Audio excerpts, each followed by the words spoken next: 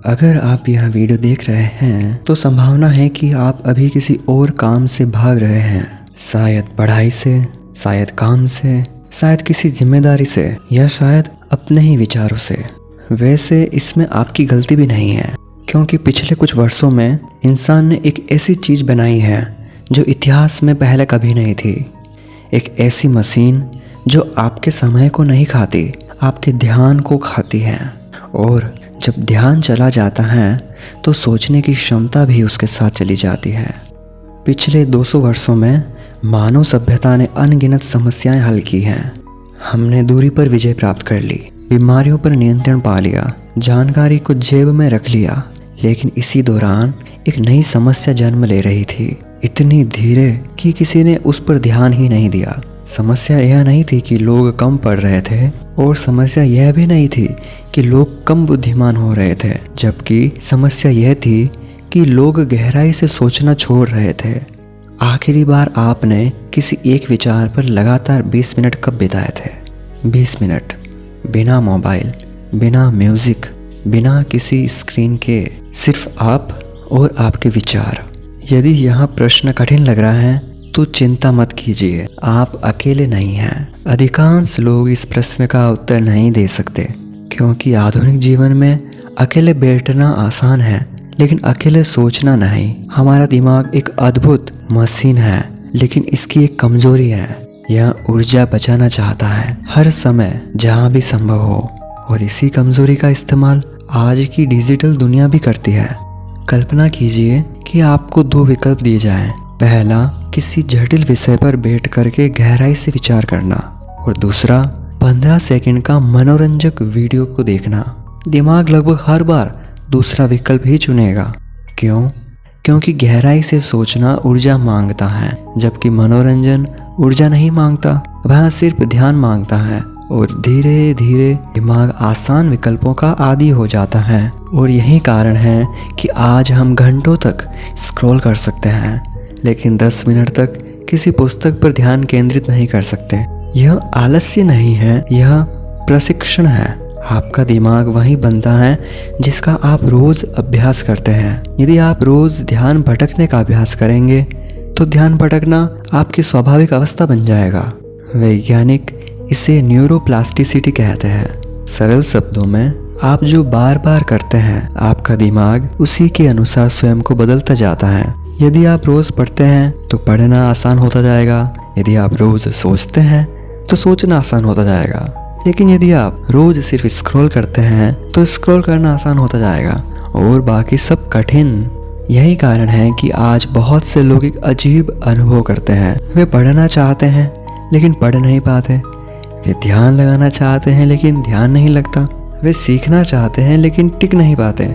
उन्हें लगता है कि उनमें इच्छा शक्ति की कमी है, जबकि वास्तविकता कुछ और है। समस्या इच्छा शक्ति की नहीं, समस्या प्रशिक्षण की है।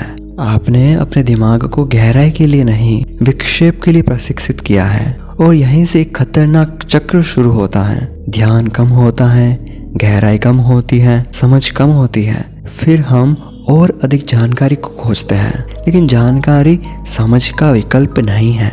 जानकारी ईंट है और समझ भवन। ईंटें जमा करने से भवन अपने आप नहीं बन जाता। आज इतिहास में पहली बार एक इंसान पूरे विश्व का ज्ञान अपनी जेब में रखता है, लेकिन फिर भी वह पहले से अधिक भ्रमित है। कितनी विचित्र बात है। हमारे पास उत्तर पहले से अधिक हैं, लेकिन स्पष्टता पहले से कम। और शायद इसलिए क्योंकि स्पष्टता जानकारी से नहीं आती, स्पष्टता चिंतन से आती है। Reflection, contemplation and deep thinking, वही चीजें जो आधुनिक दुनिया लगातार हमसे छीन रही है। एक समय था जब महान वैज्ञानिक घंटों तक एक समस्या पर विचार करते थे, दार्शनिक वर्षों तक एक प्रश्न के साथ जीते थे, और लेखक एक पंक्ति लिखने के लिए दिनों दिनों तक सोचते थे। लेकिन आज हम 5 सेकंड का इंतजार भी नहीं कर पाते। वीडियो लोड होने में देर हो जाए तो बेचैनी शुरू हो जाती है, और यही बेचैनी सबसे बड़ा संकेत है। संकेत इस बात का कि हमारा दिमाग अब उत्तेजना का आदी हो चुका है। साइलेंस अब असहज लगने लगी है, बोर्डम अब शत्रु लगती है, और एकाग्रता लगभग एक महाशक्ति जैसी प्रतीत होती है। सबसे दुखद बात यह है कि अधिकांश लोगों को यह समस्या दिखाई भी नहीं देती, क्योंकि जब पूरा समाज विचलित हो तो विचलन सामान्य लगने लगता है। यदि हर कोई अपने फोन में खोया हुआ है तो फोन में खो जाना सामान्य है। यदि हर कोई ध्यान नहीं लगा पा रहा तो ध्यान न लगना सामान्य है। यदि हर कोई गहराई खो रहा है तो गहराई खोना सामान्य है। लेकिन सामान्य होना स्वस्थ होने का प्रमाण नहीं है।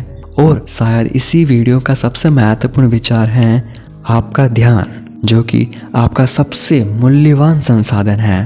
पैसा खोकर वापस पाया जा सकता है, समय खोकर के नहीं। लेकिन ध्यान खोकर आप समय भी खो देते हैं और जीवन भी, क्योंकि अंततः आपका जीवन वही है जिसे आप अपना ध्यान देते हैं।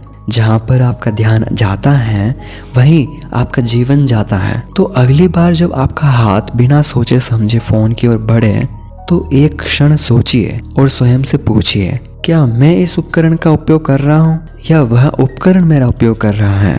क्योंकि आधुनिक युग का सबसे बड़ा युद्ध किसी देश के खिलाफ नहीं लड़ा जा रहा, वह आपके ध्यान के लिए लड़ा जा रहा है। और जो व्यक्ति अपना ध्यान बचा लेगा वह शायद अपनी सोच भी बचा लेगा, और जो अपनी सोच को बचा लेगा वह अपना भविष्य बचा लेगा। लेकिन शायद समस्या इतनी भी सरल नहीं है, क्योंकि अगर समस्या सिर्फ ध्यान भटकने की होती तो समाधान भी आसान होता। फोन हटाइए, नोटिफिकेशन बंद कीजिए और समस्या खत्म। लेकिन वास्तविकता इससे कहीं अधिक जटिल है। समस्या यह नहीं है कि हम सोच नहीं सकते, समस्या यह है कि हमने सोचना बंद कर दिया है। दोनों में बहुत अंतर है एक्चुअली। कल्पना कीजिए कि दो व्यक्ति हैं। पहला व्यक्ति हर दिन 5 घंटे इंटरनेट पर बिताता है, नई जानकारी सीखता है, नई बातें जानता है, नई वीडियो देखता है, नई पॉडकास्ट सुनता है। दूसरा व्यक्ति सिर्फ 1 घंटा सीखता है, लेकिन फिर उस 1 घंटे की बातों पर सोचता है, उन्हें जोड़ता है, उन पर प्रश्न करता है, उनका विश्लेषण करता है। 10 वर्षों बाद इनमें से अधिक बुद्धिमान कौन होगा, जिसने अधिक जानकारी प्राप्त की या जिसने अधिक चिंतन किया? आधुनिक दुनिया ने हमें यह विश्वास दिला दिया है कि ज्ञान का अर्थ जानकारी है, लेकिन इतिहास इसके विपरीत कहता है। ज्ञान जानकारी नहीं है, ज्ञान जानकारी और अनुभव का मिलन है, और बुद्धिमत्ता ज्ञान और चिंतन का मिलन है। यही कारण है कि आज हम पहले से अधिक जानते हैं लेकिन पहले से कम समझते हैं। हमारे पास उत्तर हैं लेकिन प्रश्न नहीं। हमारे पास राय है पर विचार नहीं। हमारे पास सूचना है लेकिन अंतर्दृष्टि नहीं। और शायद यही आधुनिक मनुष्य का सबसे बड़ा विरोधाभास है। वह हर विषय पर कुछ न कुछ जानता है लेकिन बहुत कम विषयों को वास्तव में समझता है, क्योंकि समझ समय मांगती है, धीमापन मांगती है और सबसे बढ़कर उबाऊपन मांगती है। हाँ, उबाऊपन यानी कि बोर्डम, वही चीज जिससे आधुनिक मनुष्य सबसे ज्यादा भागता है। क्या आपने कभी गौर किया है, जैसे ही कुछ सेकंड का खालीपन आता है हमारा हाथ ऑटोमेटिकली पॉकेट की ओर बढ़ता है, फोन निकलता है, स्क्रीन चलती है और दिमाग फिर किसी नई उत्तेजना की तलाश में निकल पड़ता है। लेकिन यही एक रहस्य छिपा है। वह क्षण जब आप बोर हो रहे होते हैं, वही क्षण जब आपका दिमाग गहराई में उतरना शुरू करता है, वही क्षण जब रचनात्मकता जन्म लेती है, वही क्षण जब नए विचार बनते हैं। महान खोजें लगातार उत्तेजना के बीच नहीं हुई है, वे अक्सर शांत में हुई, एकांत में हुई, प्रतीक्षा में हुई। न्यूटन किसी रील को स्क्रॉल नहीं कर रहे थे जब उन्होंने गुरुत्वाकर्षण के बारे में सोचा। आइंस्टीन किसी नोटिफिकेशन का जवाब नहीं दे रहे थे जब उन्होंने सापेक्षता की कल्पना की। और नहीं किसी दार्शनिक ने 15 सेकंड की क्लिप्स देखा करके जीवन का अर्थ को खोजा। महान विचारों को जगह चाहिए, खाली जगह, मानसिक जगह, और आधुनिक दुनिया लगातार उस जगह को भर रही है। तो समाधान क्या है? क्या हमें तकनीक छोड़ देनी चाहिए? नहीं, तकनीक समस्या नहीं है, अचेतन उपयोग समस्या है। आपको जंगल में जाने की जरूरत नहीं, आपको फोन को तोड़ने की भी जरूरत नहीं। आपको बस अपने दिमाग को फिर से प्रशिक्षित करना है। कुछ समय बिना स्क्रॉल के बिताइए, धीरे धीरे पढ़िए, एक विचार के साथ में बैठिए, लंबे लेख लिखिए, कठिन पुस्तकों से संघर्ष कीजिए और कभी कभी कुछ मत कीजिए, सिर्फ और सिर्फ बैठिए और सोचिए। शुरुआत में यह असुविधाजनक लगेगा, डेफिनेटली बेचैनी भी होगी, मन भागेगा भी, दिमाग उत्तेजना भी मांगेगा, क्योंकि वर्षों से आपने उसी की आदत लगाई है। लेकिन धीरे धीरे कुछ बदलना शुरू होगा, ध्यान लौटेगा, स्पष्टता लौटेगी और शायद आप स्वयं भी लौट आएंगे। क्योंकि अंततः गहरा चिंतन सिर्फ सोचने की कला नहीं है, वहाँ स्वयं को देखने की कला है। यह अपने विचारों को समझने की कला है, यह जीवन को समझने की कला है। और शायद भविष्य उन्हीं लोगों का होगा जो अभी भी रुक सकते हैं, जो अभी भी ध्यान दे सकते हैं, जो अभी भी किसी विचार के साथ पर्याप्त समय तक बैठ सकते हैं कि वह विचार उन्हें बदल दे।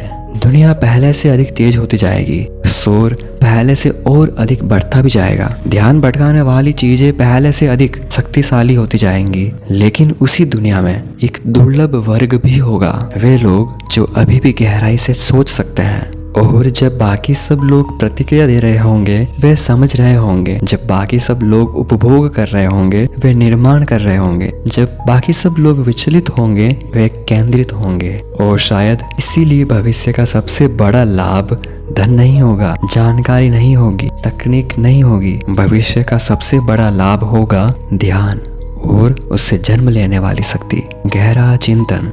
क्योंकि ऐसी दुनिया में जहां हर कोई आपका ध्यान चाहता है, अपने ध्यान का स्वामी बने रहना एक क्रांति से कम नहीं। और शायद गहरे चिंतन की मृत्यु अभी तक नहीं हुई है, शायद वह केवल उन लोगों की प्रतीक्षा कर रहा है जो उसे पुनर्जीवित करने का साहस रखते हैं।